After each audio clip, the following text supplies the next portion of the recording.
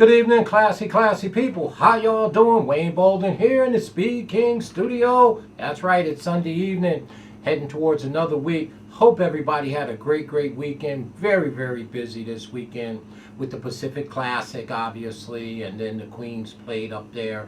And our runners, we had quite a bit of content out there.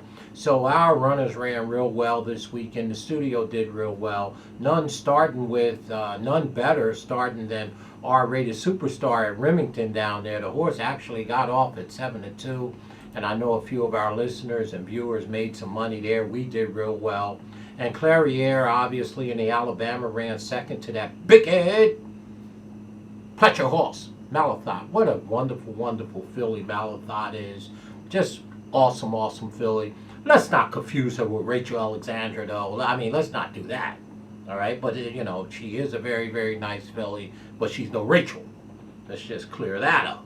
But yeah, it's a wonderful job Todd did with Malathot, and Clairiere just continue to improve, and maybe we'll shock the world on Breeders' Cup Day with Clairiere. But anyway, and then in the Queens, in the Pacific Classic, Independent Hall ran very well to the top of the stretch, and big congratulations to Tripoli and that Tiago guy. I love that. When one of the little guys, one of the, jocks win $1 million race like that, and it's not one of our top 10 jocks in the nation. So good. Tiago, wonderful job for him. And look like they're heading to the Breeders' Cup Classic. I don't know if we should throw him out now or later, but needless to say, he still won the Pacific Classic, and I'm so happy for the jock. Always rooting for the underdog. But anyway, overall, a really good weekend. And of course, the Queen's Plate. We love Safe Conduct with Ortiz and Philip Serpy going up there hooking state breds. I mean, it was just a wonderful ride sitting in the Catbird. And we got eight shackles, $8 to win. So we did real well, the studio this weekend. But the reason that we're here, I got a pet play that I want to play on Friday down in Evangeline in the 8th race, the number 7 horse, a horse called Smooth Colliery. Well, Smooth Colliery is an allowance type horse who had a ton of trouble in both of his starts. Starting back on, I think it's July 16th. Let me just blow this up here. On July 16th, the horse had just he was boxed in, had a bunch of trouble. They bring him back August 7th in a very small field, and again, he had a bunch of trouble, and I don't believe that those races are indicative of how this horse should run.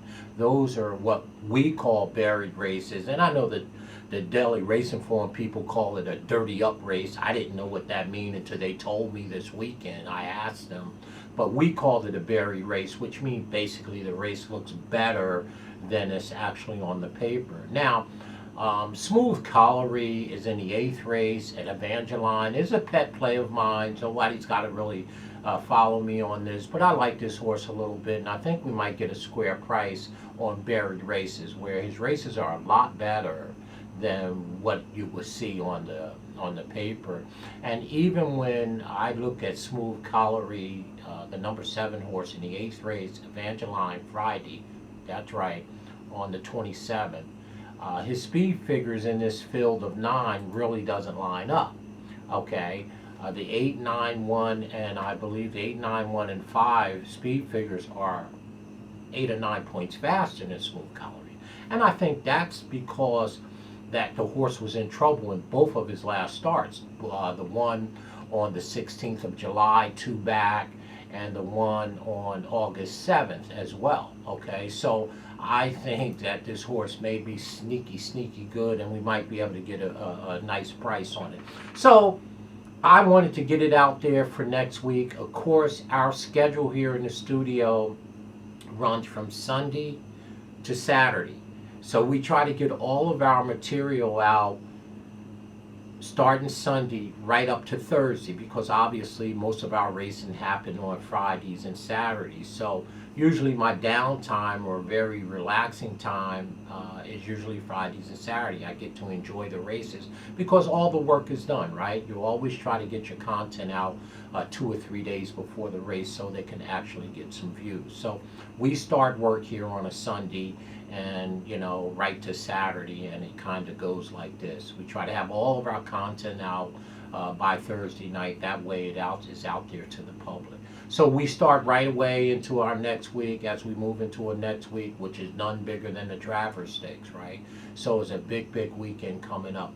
But back to Smooth Colliery, again, just a pet play of mine. It's an allowance race for $29,000. It's a short 5 furlong turf race.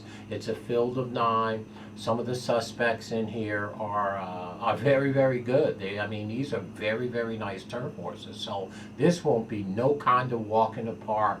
So I think I'm going to just use him in the body of the race, and I'm going to use the number 7 Smooth Colliery, which is our pick, with the following horses. Listen to this: the 8, the 1, the 9, and the 5.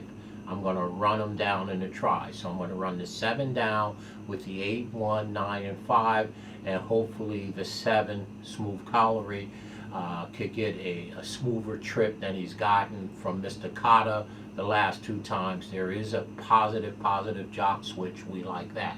So to start our week off, we always end up at Evangeline. We like playing late at night, and Smooth Colliery is one of our pet plays here in the studio. One of my plays that I'm going to play. Nothing real big, but we're going to try to make a few Speed King shackles on Friday night to start our weekend off as we move towards the Trappers. So once again, Friday night, 8th race, where? Beautiful Evangeline. That's right, Evangeline Downs. The number 7, Smooth Colliery. We think his last 2 races are buried, that they're better than they actually look on paper, especially speed figure wise. If you look at the last 2 speed figures, you won't bet this horse relative to who's in the race. But we like the number 7 Smooth Colliery. We're going to start our week off like that. We're going to start our next Friday off with trying to make a few shackles for the Travers. And of course, we got a big, big weekend coming up. As always, folks, as you head into another work week, hopefully you had a great weekend. If for nothing else, you had some fun and you kept it classy, which I know you did. Want to give a shout out to Miss Mary out there. She did a wonderful job, Miss Mary, picking Tripoli. Great job on her part. She touted the jock as well. And very nice job. And to all the classy people out there who support us here at the Speed King channel, I know quite a few people made some money this weekend, taking our picks here in the studio with theirs, and we've had a bunch of fun. So that's really what it's all about. But have a very safe work week. Tomorrow's Monday. Let's get back on the grind, right? As we move towards Travers weekend. That's right. Travers is the champ in that race. You know the champ is in the race. We're going to be doing a full analysis of that race and that card up at Saratoga. Hopefully the weather is a lot better up there next weekend than it was this weekend. So that's good as well. So Smooth Colliery, 8th race, 7 horse, Friday night. We're going to start to make some shackles for Travers Day.